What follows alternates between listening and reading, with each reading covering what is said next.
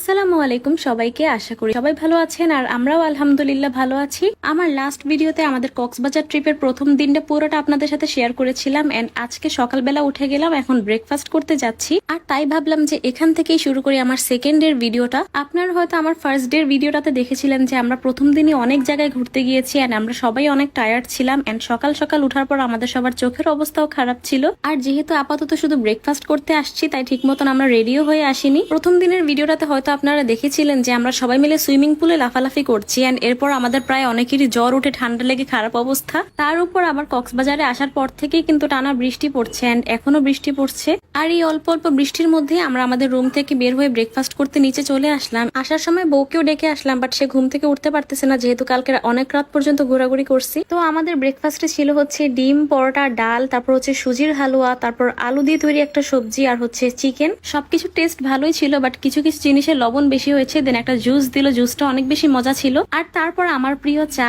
Breakfast করতে করতে আমাদের সোফা থেকে দেখলাম যে ফাহিম ভাই আর বউ উঠে গেছেন, ওরা বারান্দায় নাকি ব্রেকফাস্ট করবে। খাওয়া দাওয়া শেষ করে আমরা জাস্ট 2 মিনিটের মধ্যে আমাদের ড্রেসটা চেঞ্জ করে বের হয়ে গেলাম। কজ আমাদের হোটেলটা একটু দূরে থাকায় আমাদের আশেপাশে কোনো মার্কেট নাই যেখানে হচ্ছে মুক্তার জিনিসপত্র, তারপর হচ্ছে কক্সবাজারের কমন সব জিনিস পাওয়া যাবে। আমরা সবাই বউকে অনেক রকম লোভ দেখাইছি আসার জন্য, বাট সে বের হয় নাই কারণ তার নাকি কি ভিডিও এডিট করার আছে। তো আমরাই বের হয়ে গেলাম আর মনে মনে প্ল্যান করে রাখলাম যে যাওয়ার পর আরো লবণ মরিচ মিশিয়ে বাড়িয়ে বাড়িয়ে কথা বলবো যে অনেক মজা করছি, যতটুকু না করছি তার থেকে দ্বিগুণ বাড়াই বলবো। না আসতে চাইলে তো একটু আফসোস করাতেই হয়। তো আমরা 2টা অটো নিয়ে বের হয়ে গিয়েছিলাম এন্ড মাশাল্লাহ এই ভিউটা আমার কাছে এত বেশি ভালো লাগছে যে ক্যাপচার না করে পারলাম না। এই ভিডিওটা করার পর আমি নিজেই মেপি 10 বারের মতো দেখছি। আর আমার কাছে অটো দিয়ে ঘুরতে অনেক বেশি ভালো লাগতেছিল কারণ পুরোটাই একদম খোলামেলা আর অনেক বাতাস আসতেছিল। তো মাঝপথে আমরা 2টা অটো ছেড়ে দিয়ে একটা বড় সাইজের অটো নিলাম এন্ড সবাই একটাতেই বসলাম। আর আমি কিন্তু বড় সাইজের অটো বলতে 2 সিটের অটোকে বুঝাইছি। তো প্রথমে কিন্তু আমরা চলে আসছি শুটকি মার্কেটে, কারণ আমার ফুফাতো বোন বলতেছিল সে নাকি শুটকি কিনবে অনেকগুলো। প্রথমে যে দোকানটাতে ঢুকলাম সেই দোকানটা অনেক চেনা চেনা মনে হচ্ছিল, তারপর মনে পড়লো যে গতবার যখন কক্সবাজার এসেছিলাম তখন এই দোকানেই আসা হয়েছিল।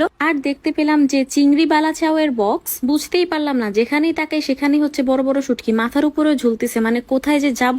দোকানের মধ্যে হাঁটতেছিলাম আর ভাবতেছিলাম যে এগুলো যদি সব খুলে এসে মাথার উপর পড়ে তাহলে আমার কি হবে। তাই ভিতরে দাঁড়াতে না পেরে বাহিরে এসে দেখলাম যে দোকানের বাহিরে ওরা হচ্ছে শুটকি রোদে শুকাতে দিয়ে রেখেছে। তো তারপর আমরা চলে গেলাম এর পাশের দোকানটায় এন্ড আমি কিন্তু শুটকি পছন্দ করি না, দেখলাম যে অনেক টাইপের শুটকি, আমি এগুলো চিনিও না। আর দেখলাম বিশাল সাইজের, এটা মনে হয় তিমি মাছের শুটকি হবে। তো শুটকি কেনাকাটা শেষে আমরা আবার সেই অটোতে উঠে গেলাম এন্ড আমরা যাচ্ছিলাম হচ্ছে এবার মুক্তার জিনিসপত্র দেখতে। আসলে ওসব জিনিসপত্র বেশি পড়া হোক আর না হোক কক্সবাজারে আসলেই কিন্তু ওগুলো দেখতে ভালো লাগে বা দেখাটা বাধ্যতামূলক মনে হয় নিজের কাছে। শুধু ঘোরাঘুরি করলে তো হবে না, একটু মার্কেটেও তো যাওয়া লাগে অবশ্যই। তো মার্কেটের কথা বলতে বলতে প্রথমে চলে আসলাম হচ্ছে আমরা হিমচুরি বাজারে। বাজারে আসার সময় ভাবতেছিলাম যে আজকে কিছু কিনবো না, শুধু ঘুরতেই আসছি। পরে দেখলাম যে অনেক কিছুই কিনা হয়েছে। আর আমাকে পিছন থেকে ভিডিও করে দিচ্ছিল হচ্ছে মাহিন। এসব জায়গায় আসলে কিন্তু অনেক সুন্দর সুন্দর খেলনা পাওয়া যায় যেগুলো আমার দেখলে অনেক কিনতে ইচ্ছা করে। তাছাড়াও হাত পা মাসাজ করার জন্য অনেক রকম যন্ত্রপাতি ওরা বিক্রি করে, সেগুলো দেখলেও কিন্তু অনেক কিনতে ইচ্ছা করে। তো মার্কেটের ভিতরের দিকে গিয়ে দেখলাম যে পার্লের জিনিসপত্র পেয়ে গেলাম এন্ড অনেক সুন্দর সুন্দর মালা ছিল, বিভিন্ন কালারফুল।